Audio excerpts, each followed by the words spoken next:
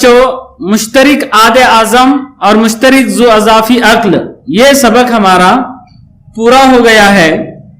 इस सबक के आखिर में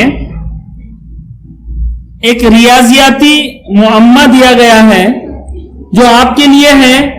यहां पर एक मुअम्मा है, एक पहेली है, एक सवाल है जो एक मजेदार सवाल है। इस सवाल का जवाब आपको देना है। रियाजियाती मुअम्मा, इसका जवाब देने से पहले कुछ बातें आपको मैं समझाना चाहता हूं, उसे आप ध्यान से समझिए। 7 से तकसीम होने वाले आदाद, तो 7 से तकसीम होने वाले आदाद यानी 7 के अज़आफ कौन हो गए? 7, 14, 21, 28, 35, 7 का पहाड़ा और उसके आगे भी बेशुमार। उसके बाद मुफर्रद आदाद किसे कहते हैं? मुफर्रद आदाद यानी क्या? तो मुफर्रद अदद यानी खुद के या एक के सिवा किसी से भी तकसीम ना होने वाला अदद। मुफर्रद आदाद यानी ऐसे आदाद जो या तो खुद से तकसीम हो सकते हैं पूरा पूरा, या फिर एक से पूरा पूरा तकसीम हो सकते हैं, बाकी किसी से तकसीम नहीं हो सकते पूरा पूरा। तो मुफर्रद आदाद कौन कौन से हैं? देखिए, सबसे छोटा मुफर्रद अदद 2 है, 2 के बाद 3, 3 के बाद 5, 5 के बाद 7, 7 के बाद 9 नहीं, क्योंकि 9 तो 3 से तकसीम होता है, 11, 11 के बाद 13। देखिए, ये ऐसे आदाद है जो किसी से तकसीम नहीं होते। 13 खुद 13 से होगा या 1 से होगा, बाकी किसी से नहीं होगा। 17, 19, 23, 29, 31 बेशुमार। गिनती में बेशुमार मुफर्रद आदाद है, यानी ऐसे आदाद है जो खुद के या एक के सिवा किसी तीसरे से पूरा पूरा तकसीम नहीं होते। अब गिनती में जो मुफर्रद आदाद है उन्हें छोड़कर बचे हुए जो आदाद है वो मुरक्कब आदाद है। लेकिन एक जो है, एक जो अदद है वो गिनती का अदद, वो ना तो मुफर्रद है ना मुरक्कब है। लेकिन एक को छोड़कर 2 या 2 से आगे के जितने गिनती के आदाद है उनमें कुछ मुफर्रद आदाद है और कुछ मुरक्कब आदाद है। तो मुरक्कब आदाद यानी ऐसे आदाद जो खुद के और एक के अलावा भी किसी से तकसीम होने वाले आदाद हैं। जैसे मुफर्रद और मुरक्कब, 2 मुफर्रद है, 3 मुफर्रद है, 4 मुरक्कब है, 5 मुफर्रद है, 6 मुरक्कब है, 7 मुफर्रद अदद है, 8 मुरक्कब अदद है, क्योंकि 8 2 से भी तकसीम होता है, 4 से भी तकसीम होता है ना।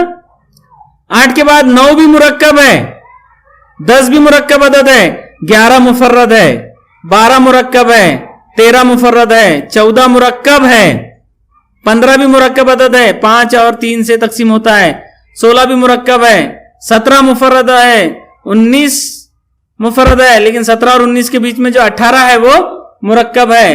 फिर 19 मुफर्रद है तो 20 मुरक्कब है, 21 मुरक्कब है। इस तरह से बेशुमार। गिनती में जिस तरह से मुफर्रद आदाद बेशुमार है उसी तरह मुरक्कब आदाद भी बेशुमार है। उसके बाद देखिए ताक आदाद और जुफ्त आदाद। पूरी गिनती जो 1 से शुरू होती है, पूरी गिनती आधी ताक अददों पर मुश्तमल है और आधी जुफ्त अददों पर मुश्तमल है। आप जानते हैं गिनती कहां से शुरू होती है? 1 से। 1, 2, 3, 4, 5, 6, 7, 8, 9, 10, 11, 12 बेशुमार। उसमें से आधी गिनती ताक अदद है और आधी गिनती जुफ्त अदद। और ताक और जुफ्त यानी क्या? ताक आदाद यानी जो 2 से पूरे पूरे तकसीम नहीं हो सकते, वो ताक आदाद है। जैसे 1, 3, 5, 7, 9, 11, 13, 15, 17, 2 के फर्क से आने वाले सभी आदाद बेशुमार, क्योंकि ये 2 से पूरा पूरा तकसीम नहीं होते। इनको अगर 2 से तकसीम करेंगे तो आखिरी में 1 बच जाता है। जैसे 9 गोटियां हैं, 9 गोटियां अगर 2-2 करके बांटेंगे तो आखिर में 1 बच जाती है। तो ये जो 2 से पूरा पूरा तकसीम नहीं होते या जिनकी 2-2 की पूरी पूरी जोड़ियां नहीं बनती, ऐसे आदाद ताक आदाद कहलाते हैं। और जुफ्त आदाद यानी जिनकी 2-2 की जोड़ियां बन जाती है, सबसे छोटा अदद जुफ्त अदद 2, 2 और 2 4 और 2 6 और 2 8 और 2 10 12 14 16। ये ऐसे आदाद है कि 2 से पूरे पूरे तकसीम होते हैं।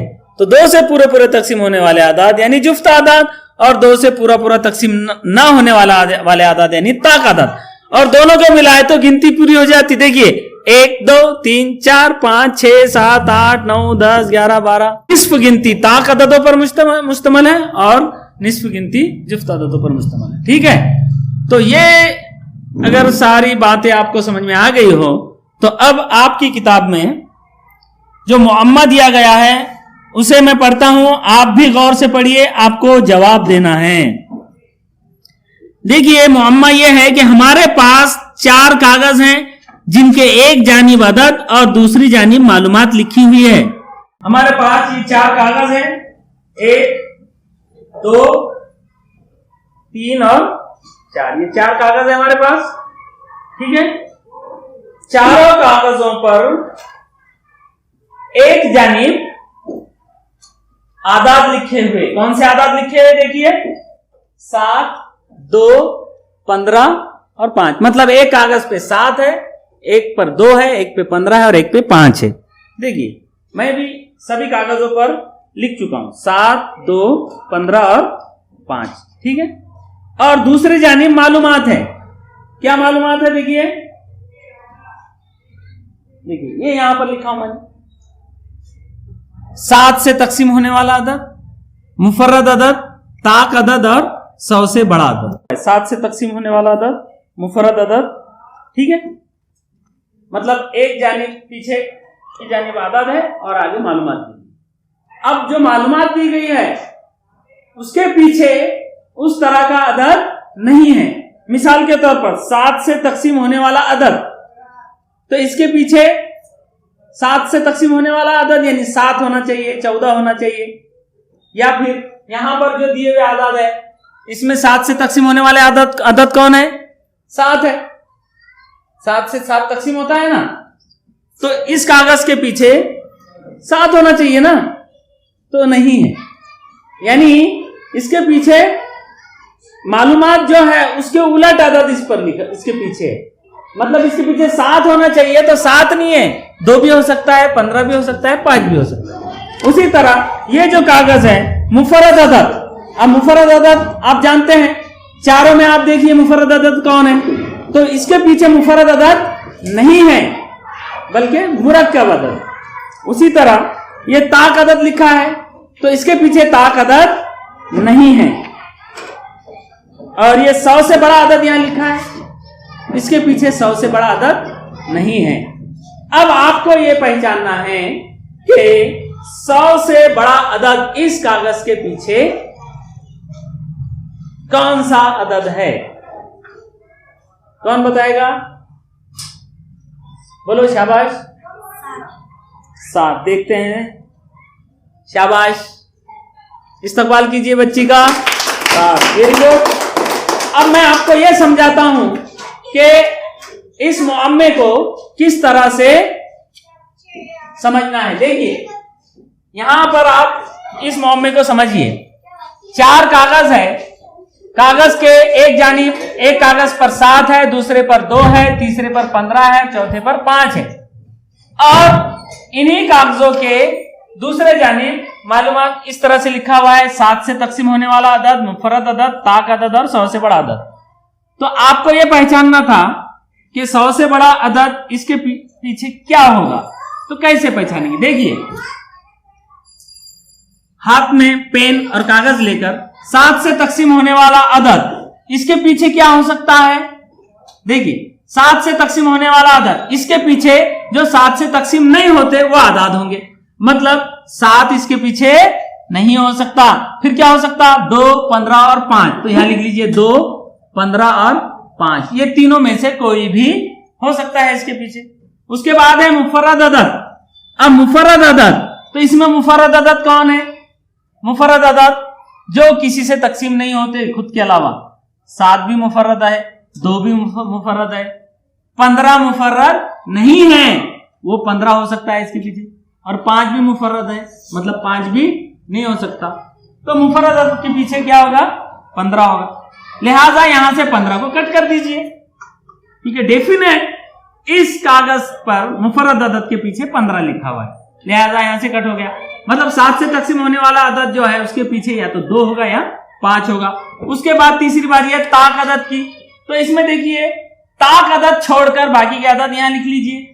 अब ताक 7 भी ताक है, 2 जुफ्त है, लिहाजा 2 यहां हो सकता है, 15 भी ताक है और 5 भी ताक है। तो ताक अदद इस कागज के पीछे डेफिनेटली 2 है, लिहाजा यहां पर ऊपर यहां से 2 को भी कट कर दीजिए।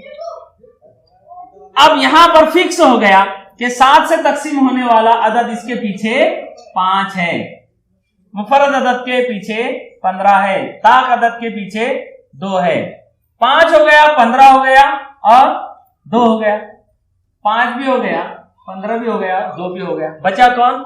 7। लिहाजा 100 से बड़ा अदद में कौन होगा फिर? 7। यहां पर 100 से बड़ा अदद यानी क्या? 100 से बड़े अदद कौन कौन से हैं? 101, 102, 103। और अगर देखेंगे तो चारों भी आदाद ये 100 से छोटे हैं, लिहाजा 100 से बड़ा अदद के पीछे चारों में से कोई भी हो सकता था। इसलिए हमें पहले यह तय करना पड़ेगा कि ये जो बाकी के 3 कागज है इनके पीछे क्या है, उसके बाद ही आप बता सकते हैं कि ये चारों में से 100 से बड़ा अदद वाले कागज के पीछे 7 है। ठीक है, देखिए ये कागज देखिए आप, 100 से बड़ा अदद के पीछे 7 है। उसी तरह ये जो 7 से तकसीम होने वाला अदद है इसके पीछे 5 है। मुफर्रद अदद इसके पीछे मुरक्कब अदद है 15 और ताक अदद इसके पीछे जुफ्त अदद है 2।